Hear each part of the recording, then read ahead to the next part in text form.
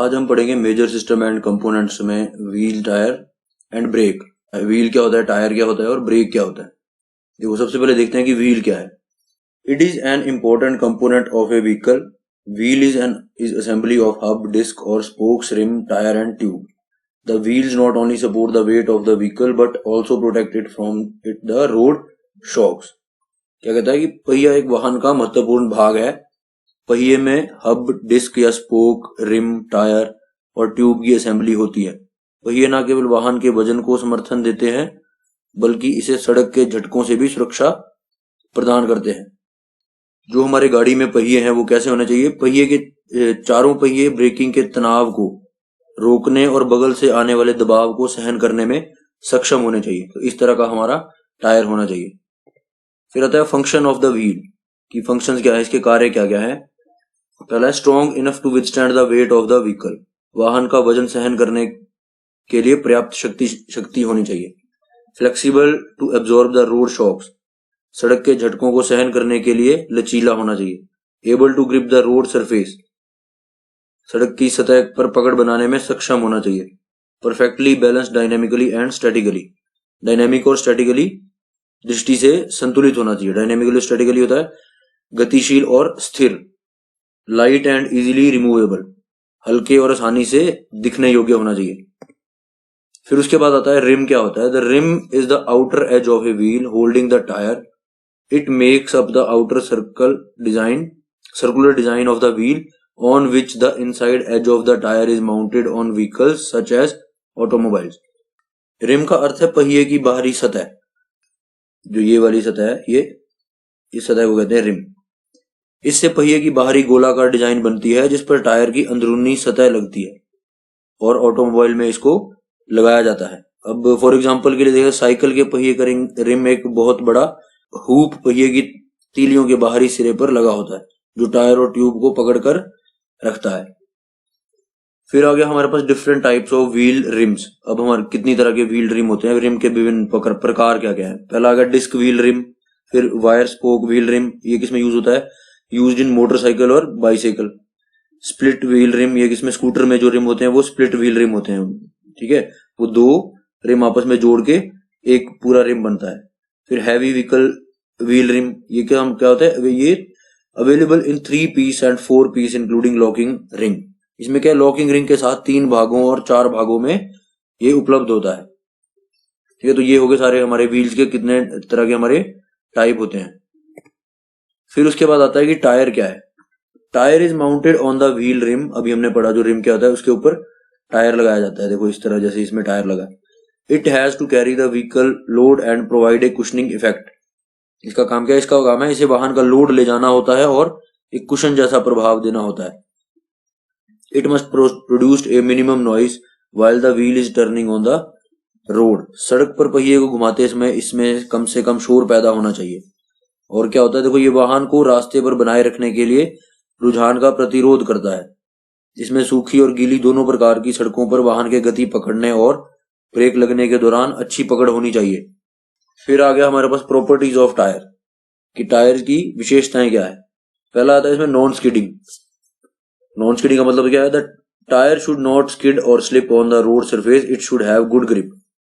Non skid में क्या आएगा, सड़क की सतह पर टायर फिसलना या स्लिप नहीं करना चाहिए, इसकी पकड़ अच्छी होनी चाहिए। फिर दूसरा uniform wear. Tyre must get wear uniformly over it's outer circumference. Uniform wear tyre पर इसकी पूरी बाहरी सतह पर एक समान वेयर होना चाहिए। फिर आ गया load carrying. Tyre should be able to carry the vehicle load. Load carrying tyre वाहन को लोड ले जाने में सक्षम होना चाहिए। फिर उसके बाद कुशनिंग। कुशनिंग में क्या होता था, टायर सड़क की सतह से उठने वाले वाइब्रेशन को संभालने के लिए सक्षम होना चाहिए और इस प्रकार कुशन जैसा प्रभाव मिलना चाहिए। पावर कंजप्शन में क्या, while rolling on the road the tyre should consume little power developed by the engine. सड़क पर चलते समय टायर द्वारा इंजन से मिलने वाली कम से कम पावर इस्तेमाल की जानी चाहिए। मतलब इस तरह का टायर कम होना चाहिए हमारा। फिर उसके बाद है फंक्शंस ऑफ टायर। टायर के फंक्शन क्या क्या है, देखो carry the load of the vehicle, वाहन का लोड ले जाने में सक्षम होना चाहिए। Absorb the small road shocks, सड़क के छोटे मोटे झटके सहन करना। फिर कुछ हद तक वाइब्रेशन को कम करना। फिर गियर बॉक्स, प्रोपेलर शाफ्ट और रियर एक्सल के जरिए इंजन की पावर जमीन की ओर भेजता है जिस पर वाहन चलता है। फिर क्या आ गया, the treads made on the tyre grip the road for better traction. बेहतर ट्रैक्शन के लिए सड़क पर टायर की पकड़ बनाए रखने के लिए इस पर ट्रेड बनाए जाते हैं। ट्रेड जो उसमें लाइन से डिजाइन बने होते हैं उसको कहते हैं ट्रेड्स। फिर लास्ट एक इसमें हमारे पास है टाइप्स ऑफ टायर्स। टायर्स के प्रकार क्या क्या है। पहले आ गया सॉलिड टायर, ट्यूब टायर और ट्यूबलेस टायर। सॉलिड टायर्स हमारे जो छोटे बच्चों की साइकिल होती है उसमें होते हैं, वो पूरे रबड़ के ही बने होते हैं। फिर ट्यूब टायर क्या है, ट्यूब टायर हर तरह की गाड़ी में यूज होते हैं। फिर ट्यूबलेस टायर क्या है, ये आजकल की जो मॉडर्न गाड़ियां हैं या मॉडर्न टायर्स हैं उनमें यूज होता है, इसमें ट्यूब नहीं होती। ट्यूब टायर में ट्यूब होगी, ट्यूबलेस टायर में ट्यूब नहीं होगी। तो ये तो था हमारा टायर क्या होता है। अब इसके बाद आएगा हमारे पास ब्रेक क्या होता है। अब हम पढ़ते हैं कि ब्रेक क्या है। ब्रेक देखो, the wheel is an important component of a vehicle. Wheel is assembly of hub, disc और spoke, rim, tire and tube. The wheels not only support the weight of vehicle but also protect it from the road shocks. क्या है, अभी हमने पढ़ा, देखो जैसे हमने पहले पढ़ा था कि पहिया एक बहुत जरूरी कंपोनेंट है इसका व्हीकल का, और ये पूरा व्हील किसकी असेंबली में है, पूरा हब, डिस्क और spoke, rim, tyre and tube, इस पूरी असेंबली से जुड़ के एक व्हील बनता है।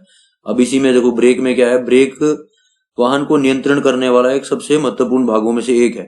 ये कम से कम संभव दूरी के अंदर वाहन को रोकने के लिए आवश्यक होते हैं, और इसके लिए पहिए की काइनेटिक एनर्जी जो गतिज ऊर्जा होती है को हीट एनर्जी में बदला जाता है जो वातावरण में निकलती है। तो ये होता है हमारा ब्रेक। ठीक है, ब्रेक का काम है कम से कम दूरी में गाड़ी को रोकना। ये है देखो हमारे पास, ये है ब्रेक, इस तरह की ब्रेक होती है। ये जो ब्रेक यहाँ दिखाई गई है ये डिस्क ब्रेक है। फिर आता है फंक्शंस ऑफ ब्रेक। ब्रेक के कार्य क्या है। पहला देखो, the two distinct function of the brake, मतलब ब्रेक के दो विशिष्ट कार्य हैं, मेन कार्य है। पहला क्या है, टू स्टॉप और slow down the vehicle in the shortest possible distance in emergency.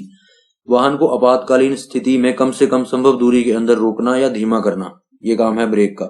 दूसरा, to control the vehicle speed while moving on plain roads and hill. वाहन की गति को सीधी सड़कों और पहाड़ियों पर चलते समय नियंत्रण करना। तो ये जो दो मेन फंक्शन है ब्रेक के, ये मेन फंक्शन है। फिर हम देखते हैं requirements of a good braking system.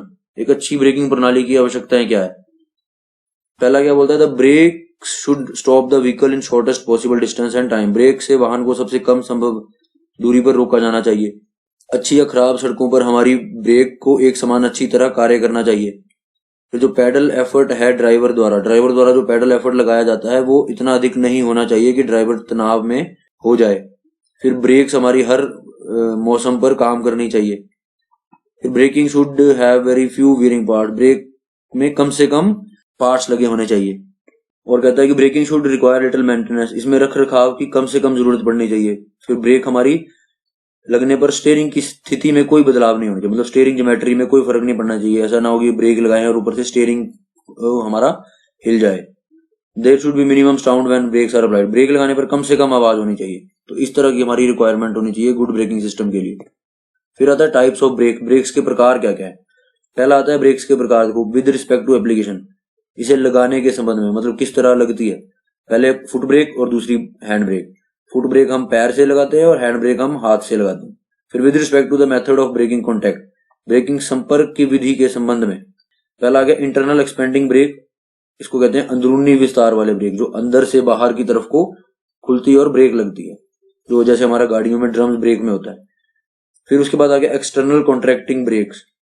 External हो गया बाहरी सिकुड़न वाले ब्रेक, जिसमें जैसे डिस्क ब्रेक है ऑटोमोबाइल में या रेलवे में की ब्रेक होती है, जो वो सारी कौन सी होती है, एक्सटर्नल ब्रेक। वो बाहर से अंदर को प्रेशर लगाता है। जैसे ये हमारे पास डिस्क ब्रेक है, ठीक है, तो ये कौन सी एक्सटर्नल है, इसमें बाहर ब्रेक लगी है, ये अंदर को दबाएगा, इस डिस्क की ओर को धकेलेगा, इसमें जो शू लगे हैं डिस्क पैड, ठीक है। तो इस तरह की ब्रेक जो है वो एक्सटर्नल ब्रेक्स है। फिर आता है with respect to the brake gear. अब ब्रेक गियर कैसे के संदर्भ में कौन कौन सी है, मैकेनिकल ब्रेक्स और पावर ब्रेक, ये दो तरह की होती है, मैकेनिकल होती है और पावर ब्रेक होती है। फिर उसके बाद आ गया with respect to the nature of the power employed. इसमें आ गया हमारे पास पहले वैक्यूम ब्रेक्स, एयर ब्रेक्स और हाइड्रोलिक ब्रेक्स, ठीक है। वैक्यूम ब्रेक में होता है, क्या होता है, थोड़ा अंदर से वैक्यूम होता है, थोड़ा खालीपन होता है। खालीपन मतलब कि इसमें जैसे जो जिस तरह एयर ब्रेक काम करती है उसी तरह हमारी वैक्यूम ब्रेक भी काम करती है। जैसे इसको हम न्यूमेटिक ब्रेक्स भी कहते हैं। न्यूमेटिक ब्रेक्स वो होती है जिसमें हवा यूज होती है, उसको कहते हैं हम न्यूमेटिक ब्रेक्स। वैक्यूम ब्रेक में जब पिस्टन ब्रेक को लगाता है तो पिस्टन के ऊपर थोड़ा वैक्यूम बन जाता है, तो इसलिए हम उसको वैक्यूम ब्रेक कहते हैं। और एयर ब्रेक में ऐसा नहीं होता, एयर ब्रेक में पूरा एयर का ही प्रेशर पड़ता है ब्रेक को लगाने के लिए। उसी तरह उसके बाद हाइड्रोलिक ब्रेक्स में हम यूज करते हैं, जैसे कोई फ्लूइड यूज करते हैं, या इसमें मास्टर सिलेंडर वगैरह बहुत कुछ लगता है, काफी कंपोनेंट लगते हैं, तो इसमें मेनली फ्लूइड यूज किया जाता है हाइड्रोलिक बनाने के लिए, उसको हमने उसका नाम दिया गया हाइड्रोलिक ब्रेक्स। उसके बाद इसमें जैसे हमारे पास और भी आती है, हाइड्रोस्टैटिक ब्रेक होती है, इलेक्ट्रिक ब्रेक होती है, हवा से लगने वाली ब्रेक होती है, वो तो ये काफी सारी सी इसमें ब्रेक है। तो बट ये जो है ये मेन है, वैक्यूम ब्रेक, एयर ब्रेक्स और हाइड्रोलिक ब्रेक्स। तो ये तो था हमारा टायर, व्हील और ब्रेक का सेशन। नेक्स्ट आएगा हमारे पास इलेक्ट्रिकल और इलेक्ट्रॉनिक कंपोनेंट में क्या क्या होता है, वो हम नेक्स्ट हम पढ़ेंगे सेशन में।